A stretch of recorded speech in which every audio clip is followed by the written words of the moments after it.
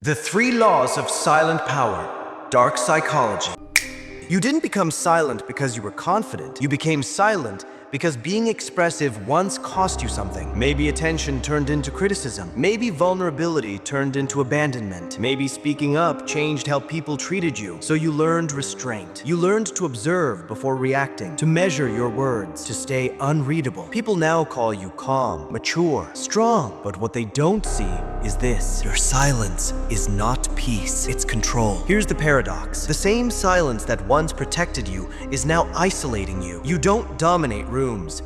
You don't fight for attention. Yet people feel your presence because it's withheld. This is silent power, and it has laws. Silent power is not confidence. It is learned emotional restraint. Psychologically, it forms through hypervigilance, a nervous system trained to scan people instead of trusting them. You learned one rule: if I stay quiet, I stay safe. This often pairs with avoidant attachment, not because you don't want closeness, but because closeness once meant losing control. So independence became your armor. Neurologically, suppressed emotion doesn't disappear, it turns inward. Your mind becomes loud while your mouth stays closed. You think deeply. You rehearse internally. You feel intensely, but privately. Silence becomes a strategy, not a choice. Every coping mechanism extracts a price. The cost of silent power is invisible loneliness. You are respected, but rarely known. Trusted, but rarely held. Carl Jung warned that what we repress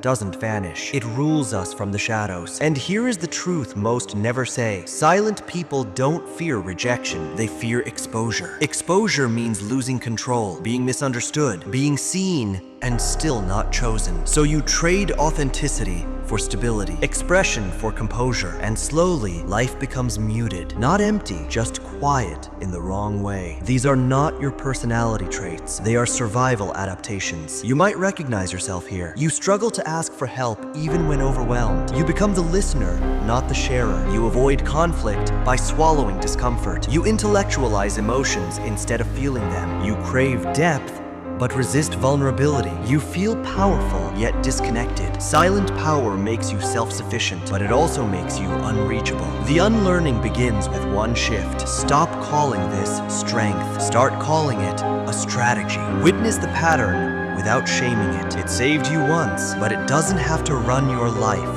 forever. Healing silent power doesn't mean becoming loud. It means becoming honest. It means practicing small expressions of truth, letting discomfort exist without controlling it, choosing softness where you once chose armor. This is inner reparenting, teaching your nervous system that safety no longer requires disappearance. You don't need to be fixed. You need to be felt. The goal isn't to abandon your silence. It's to own it, not hide behind it. Because real power is not being unreadable. Real power is being seen and standing anyway. If this resonated, share it with someone who lives quietly but carries depth. And remember this: you were never weak for going silent. You were adapting. Now you get to choose who you become next.